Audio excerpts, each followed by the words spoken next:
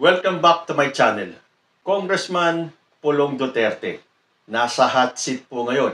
I'm sure karamihan sa inyo napanood na yung video kung saan merong hini-headbutt itong si Pulong Duterte na isang bugaw di umano. At dito, kitang-kita natin na itong si Pulong Duterte ay astang gangster. Pero ano po ba ang istorya nun? Ito po nabasa ko kay JIL Review TV. Huli sa CCTV. Congressman Pulong Duterte inireklamo ng pananakit ng umaming bugaw dahil sa alitan sa bayad ng pick-up girl. Isang umaming bugaw ang nagsampa ng reklamo laban kay Congressman Paulo Pulong Duterte matapos umanong saktan siya ng mambabatas sa loob ng isang bar dahil sa hindi pagkakaunawaan sa bayad sa babaeng inupahan. Ayon sa reklamo, ang insidente ay bahagyang naitala sa CCTV ng establishmento. Sa sinumpaang salaysay na isinumiti sa Criminal Investigation and Detection Group, inakusahan ni Cristone John Patria E. Moreno, 37, si Duterte ng pananakit at tangkang pananaksak sa loob ng Hearsay Gastropub sa Barangay Obrero dakong alas 3 ng madaling araw noong February 23, 2025. Si Moreno na umaming nagbibigay ng mga babae sa mga pribadong pagtitipon ni na Duterte at negosyanteng si Charlie Tan ay nagsabing nagsimula ang insidente matapos magreklamo ang isa sa mga babae na kulang ang kanyang bayad. Ayon sa kanya, 1,000 lang ang natanggap ng babae, malayo sa orihinal na napagkasundoang 13,000 pesos. Bago ang insidente sa bar, sinabi ni Moreno na sila ni Duterte kasama si Tan at ilang babae ay nag-inuman muna sa tahanan ng negosyante sa Woodridge Subdivision, MAA. Pagdating sa bar, nagalit umano si Duterte nang malamang walang nakaalis na babae kasama ang isa sa kanyang mga escort. Uminit pa ang tensyon nang magreklamo ang babae tungkol sa kulang na bayad. Dito na raw nagalit ng husto si Duterte at agad na pinagbalingan si Moreno. Inilahad ng complainant na siya'y ilang beses inundayan ng ulo, sinuntok, sinipa at sinaksak sa tagiliran habang tinatakot at minumura. Ayon sa affidavit ni Moreno, sinabi niya sa akin, papatayin kita habang patuloy ang pananakit. Dagdag niya, sinubukan niyang tumakas, ngunit hinarang siya ng mga bodyguard ni Duterte na di umano'y pinasara ang mga pinto ng bar. Sinabi rin ni Moreno na pinatay ang CCTV system sa utos ni Duterte.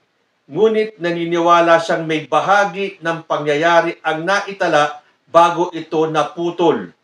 Ayon kay Moreno, tumagal ng halos 2 oras ang pambubugbog.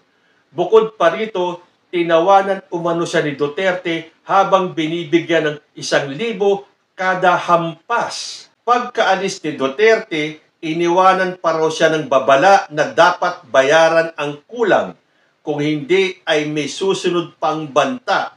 Dahil sa takot, hindi agad nagpatingin sa ospital o nagsampan ng reklamo si Moreno. Alam ng lahat sa Davao kung gaano kalakas ang mga Duterte. Natakot ako, hindi lang para sa sarili ko, kundi para sa pamilya ko, sabi ni Moreno.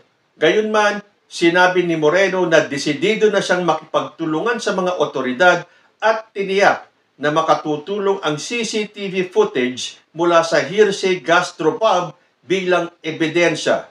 Pero kung sinasabi ni Moreno na pinaputol yung CCTV, meron pong footage pa. Ito yung bago pinatigil ni Pulong Duterte yung CCTV. So meron pa pong part ng insidente na nakuhanan ng CCTV. At ito nga po yung kumakalat ngayon. Abay, totoo naman ang sinasabi ni Moreno. Natakot siya sa kanyang buhay at sa kanyang pamilya dahil malakas daw ang mga Duterte sa Davao. Alam ng lahat sa Davao, ha? Alam ng lahat sa Davao kung gaano kalakas ang mga Duterte. Nako, Ang hirap yata ng ganun. So, ibig bang sabihin, maraming taga Davao ang hindi makapagsalita dahil sa takot sa mga Duterte. Kung tutuusin, parehong may sala itong dalawang to eh. Yung isa bugaw, yung isa kumukuha ng mga prostitutes. Akala ko ba malinis ang Davao?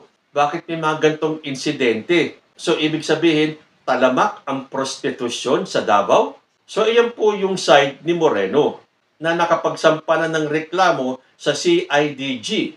Ano naman ang sagot ni Pulong Duterte?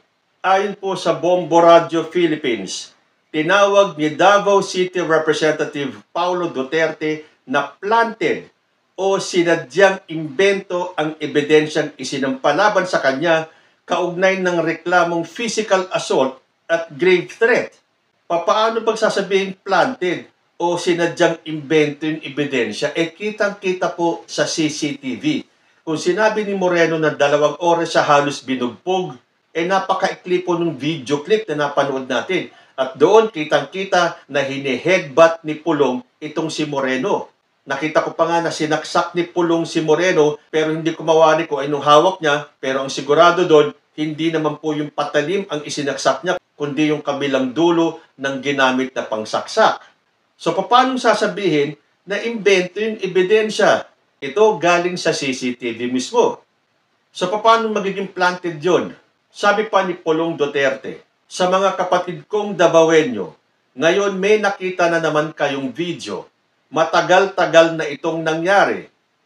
Sige lang. Nasa sa inyo pa rin ang desisyon kung sino ang inyong ibobotong congressman sa unang distrito. Di ako makikialam. Teka muna, paano sasabihin ni Pulong na matagal-tagal na itong nangyari? Nung Pebrero lang ito nangyari, 2025. So, this year din yun. So, a couple of months back.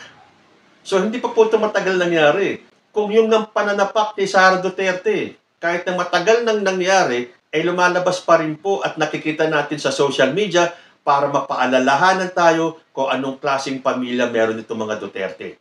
So, ito nga. Nasa dugo ba talaga nila ang pananakit? Yung kay Sara Duterte, dun sa sheriff, ito naman kay Pulong, dito sa Bugaw.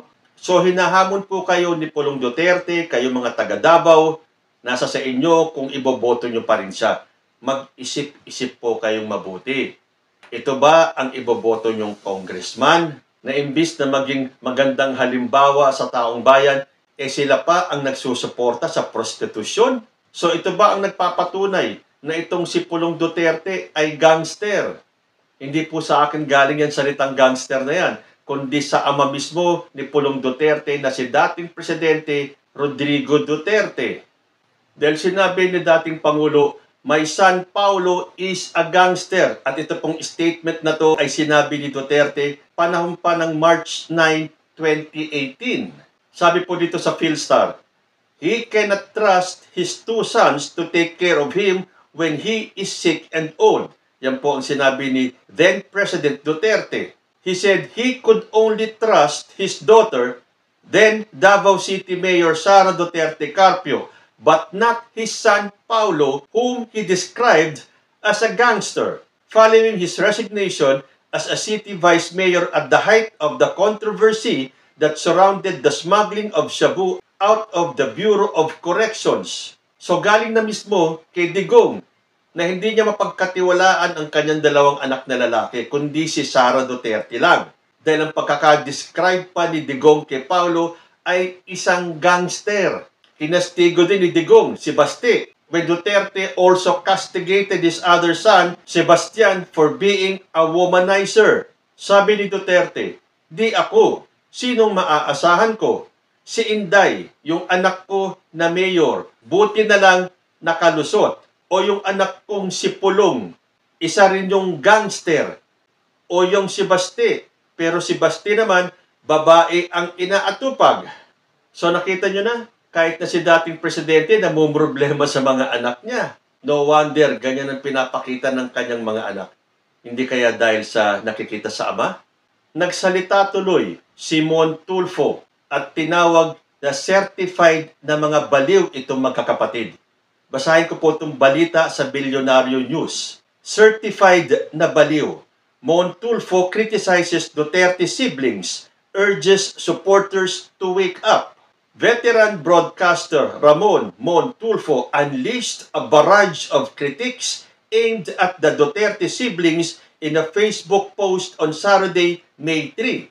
In his post, Tulfo accused Vice President Sara Duterte of being certified na baliw, Congressman Paulo Pulong Duterte of abusive behavior and alleged links to drug trafficking during the presidency of their father, Rodrigo Duterte, and Davao City Mayor Sebastian Baste Duterte of being habitually drunk. Si Sara ay certified na baliw. Si Pulong ay abusado at di umano'y sangkot sa drug trafficking noong Pangulo pa ang tatay nila. Si Baste ay palaging lasing at pumapasok sa opisina ng hapon na dahil may hangover palagi. Yan po ang sinulat ni Ramon Tulfo. Tulfo stated that he hopes Davao residents and Duterte supporters would wake up from their admiration of the political family, calling them stupid and foolish.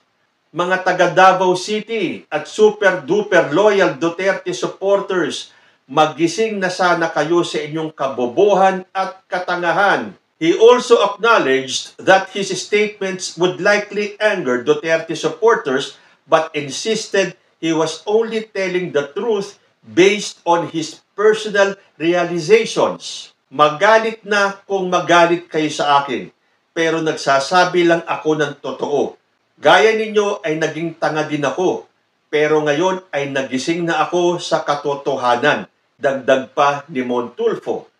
Once a vocal supporter of the Duterte administration, Tulfo has since shifted to a more critical stance, frequently using his platform to raise allegations and share blunt opinions about former allies.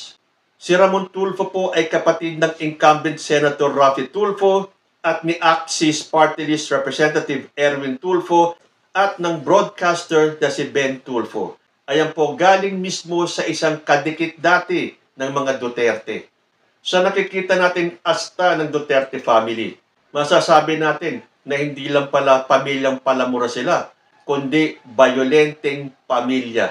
So, mga taga Davao, mga supporters ng mga Duterte, galing mismo sa isang kadikit na mga Duterte, gumising-gising na kayo. Ito ba ang gusto nyo maging leader? Maging congressman ng Davao? Maging mayor ng Davao? Maging presidente ng Pilipinas? Comment lang po down below and I will see you in my next video. Diyos ti Agnina.